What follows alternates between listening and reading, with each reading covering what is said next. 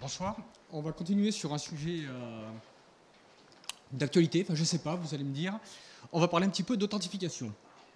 Alors si on revient un petit peu en arrière, on pourrait presque fêter un anniversaire parce qu'il y a 30 ans, pour les gens qui étaient dans la sécurité, il doit y en avoir dans la salle, il s'est passé quelque chose d'assez important, probablement un des premiers phénomènes qui a marqué beaucoup de monde en termes de sécurité sur Internet. Je vous donne un petit indice, ça doit vous rappeler des choses. En fait, on a eu un des premiers vers massifs qui a infecté plusieurs milliers d'ordinateurs sur Internet, qui s'appelle le Morris Worm, qui est assez connu.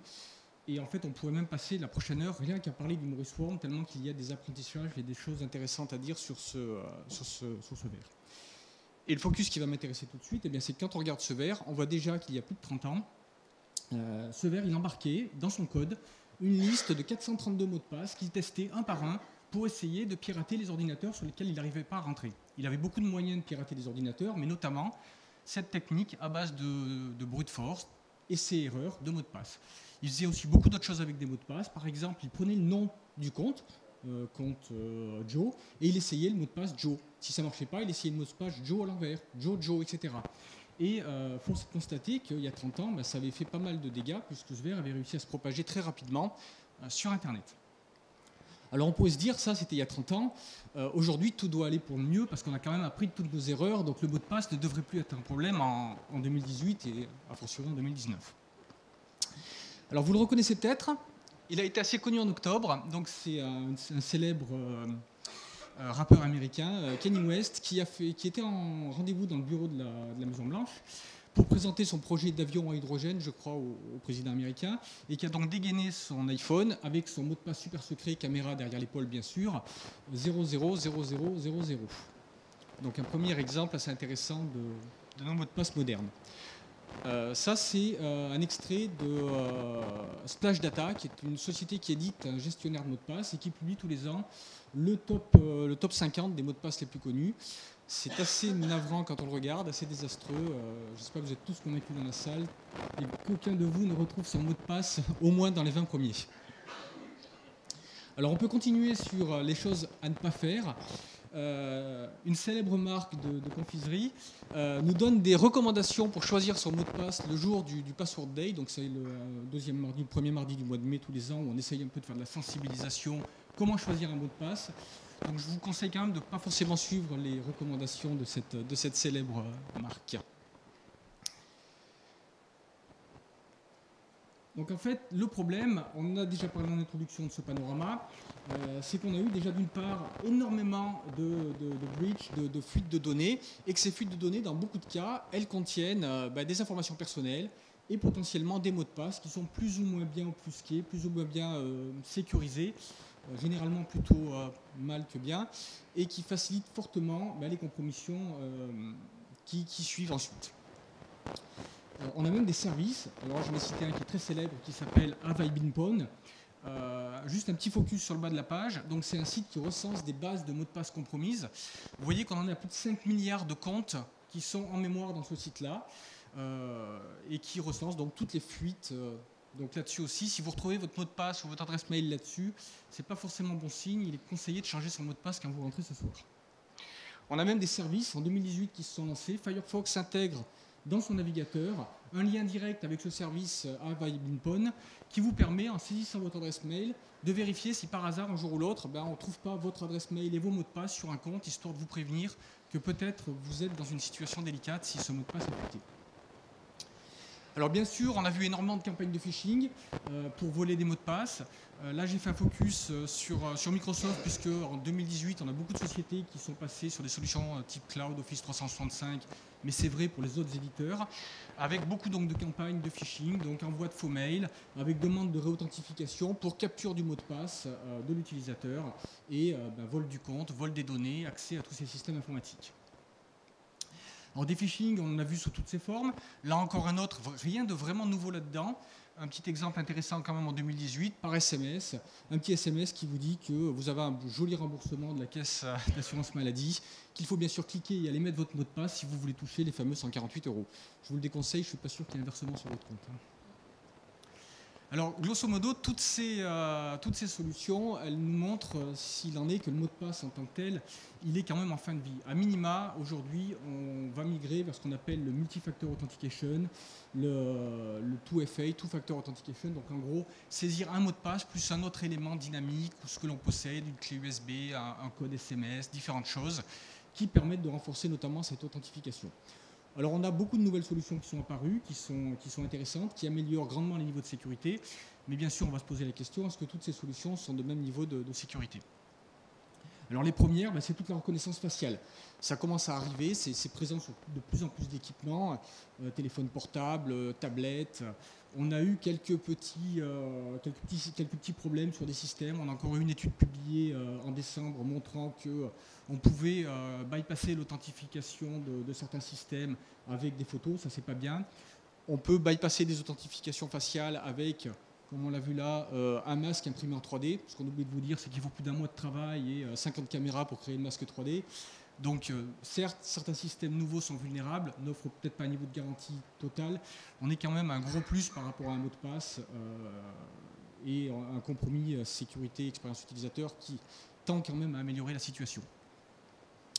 Alors on peut se poser des questions sur un autre deuxième facteur utilisé largement et que vous utilisez probablement tous les jours quand vous faites un paiement sur Internet avec votre carte bancaire par exemple. Pas toutes les banques l'utilisent et on va voir que d'ailleurs c'est peut-être une bonne idée de commencer à changer un peu de comportement. C'est le SMS. Alors le SMS, déjà on a eu quelques attaques intéressantes. On a eu des attaques de type social engineering. Donc en gros, la personne clique sur un lien, on va lui demander son mot de passe comme on le faisait avant, mais on va aussi lui ouvrir une fenêtre qui ressemble à une fenêtre légitime, comme celle-là, en lui demandant par exemple de saisir le SMS qu'il vient de recevoir sur son téléphone pour s'authentifier. Sauf que là, on n'est pas sur le vrai site, en l'occurrence ici de Google, on est sur un faux site qui ressemble à Google, et derrière, on a des cybercriminels qui attendent, et dès qu'ils ont le mot de passe qu'on a saisi, plus le SMS, c'est eux qui vont réutiliser ce SMS pour se connecter à la place de l'utilisateur. Donc une façon d'aller un peu plus loin dans le phishing. Mais on a eu des choses qui ont été... Bon, un autre exemple qui a fait beaucoup parler de lui cet été, en juin, c'est un site de sécurité, un site de médias assez connu qui s'appelle Reddit, qui a fait l'objet d'un piratage, qui utilisait du SMS, qui a été peu bavard sur la méthode de compromission, mais qui dit en gros, ce qu'on a appris, c'est qu'en fait le SMS n'était peut-être pas aussi sûr que ce qu'on pensait, parce que en gros on s'est fait pirater, et pourtant tout le monde utilise du SMS pour s'authentifier chez nous, en tous les cas pour les administrateurs du site. Alors en fait, ce qu'on a pu voir, et là c'est peut-être la grande nouveauté sur 2018, c'est des attaques que l'on appelle SIM-swap, où en fait les attaquants ont compris qu'on pouvait essayer d'aller... que les SMS avaient beaucoup de valeur pour ces authentifications. On a eu des cas qui ont été documentés en début d'année sur ce qu'on appelle des vols de comptes OG, donc des comptes historiques sur des réseaux sociaux, des comptes très courts qui existent depuis très longtemps et qui ont beaucoup de valeur sur le marché noir, qui peuvent être vendus. Le principe de ces attaques par SIM-swap, c'est des attaques basées sur l'ingénierie sociale. Vous rentrez chez votre opérateur télécom en indiquant que vous avez perdu, vous vous êtes fait voler votre téléphone portable et vous essayez de vous faire remettre une nouvelle carte SIM. Et très souvent, bien sûr, c'est basé sur des procédures qui ne sont pas forcément extrêmement robustes, c'est-à-dire par des attaques de social engineering ou en glissant un billet plus ou moins gros à la personne qui est dans l'agence de l'opérateur télécom, on réémet une carte bancaire, une carte SIM réinitialisée. Donc vous prenez cette carte SIM, vous la mettez dans un nouveau téléphone et quelque part vous récupérez tous les SMS qui étaient envoyés sur le téléphone qui vient d'être désactivé parce que déclaré comme perdu. Sauf qu'en fait vous avez désactivé le téléphone original de la personne et c'est un pirate qui s'est fait mettre une fausse carte SIM et qui donc a une capacité d'usurper le numéro de téléphone portable de la victime. Et ça a fait l'objet d'attaques relativement importantes cette année, avec des cas sérieux. Un fameux Joel Ortiz, un Américain qui s'est fait arrêter, qui en était à plus de 5 millions de dollars de vol de crypto-monnaies, tout simplement parce qu'avec des attaques de type SIM-swap, il récupérait donc il avait accès aux SMS émis sur des comptes de personnalités connues qui possédaient des portefeuilles de crypto-monnaies. Et il a initié des campagnes de réinitialisation de mots de passe. Souvent, on vous demande votre numéro de téléphone et vous recevez un SMS pour initialiser un mot de passe ou alors pour vous authentifier fortement. Et donc, l'étape suivante, c'était d'aller piller le compte de crypto-monnaie. On a notamment Michael Terpin qui a perdu 24 millions de dollars par une attaque de type SimSwap, qui est d'ailleurs en cours de procès contre AT&T parce qu'il estime que les mesures de sécurité chez AT&T n'étaient pas suffisantes. Il s'est fait vider tous ses comptes de crypto-monnaie suite à une usurpation avec ce type d'attaque. Alors le SMS, on sent bien que ça n'a pas forcément été fait pour être d'une fiabilité absolue. D'ailleurs, on commence à avoir pas mal de mouvements qui veulent se passer, d'initiatives pour se passer de ces mots de passe, de ces SMS, et donc ça devrait suivre dans les prochains mois. Alors il existe des solutions qui fonctionnent, il existe d'autres solutions. On a par exemple en ce moment des choses au niveau de la FIDO Alliance qui propose un standard qui s'appelle U2F et qui permet de remplacer notamment le mot de passe par des tokens physiques. Donc ça ressemble à une petite clé USB qu'on branche sur un équipement qu'on utilise.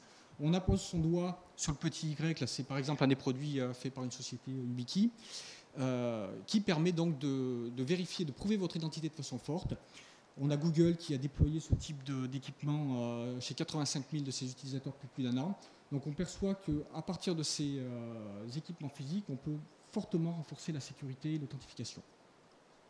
Il existe des tas d'autres applications, par exemple des applications générant des mots de passe uniques sur les téléphones portables ou demandant une authentification directement sur le téléphone portable pour accepter une connexion, qui en tous les cas vous protège des attaques de type SimSwap.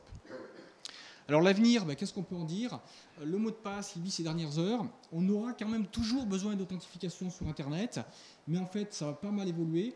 Plutôt que d'utiliser un mot de passe simple qui est trop facilement copiable, trop facilement réutilisable, on va de plus en plus utiliser d'autres types de techniques, notamment le multifacteur authentification bien sûr, mais aussi tout un tas de notions de context-based et des choses intéressantes qui vont être possibles via ce qu'on appelle du user behavior analysis, par exemple, c'est-à-dire essayer de demander le juste nécessaire à l'utilisateur. Vous vous connectez depuis le PC que vous utilisez d'habitude sur votre réseau Wi-Fi chez vous, il y a de grandes chances que ce soit vous. D'un seul coup, vous vous connectez sur un ordinateur que vous n'avez jamais utilisé depuis un pays que vous n'avez jamais utilisé, eh bien on va vous demander 2-3 méthodes d'authentification pour être sûr parce qu'on a détecté un risque. Donc c'est des sujets qui vont encore évoluer, mais force est de constater qu'en 30 ans, eh bien, on a fait un peu de chemin, mais qu'on a encore toujours pas mal de problèmes dans ce domaine-là. La parole à Jérôme.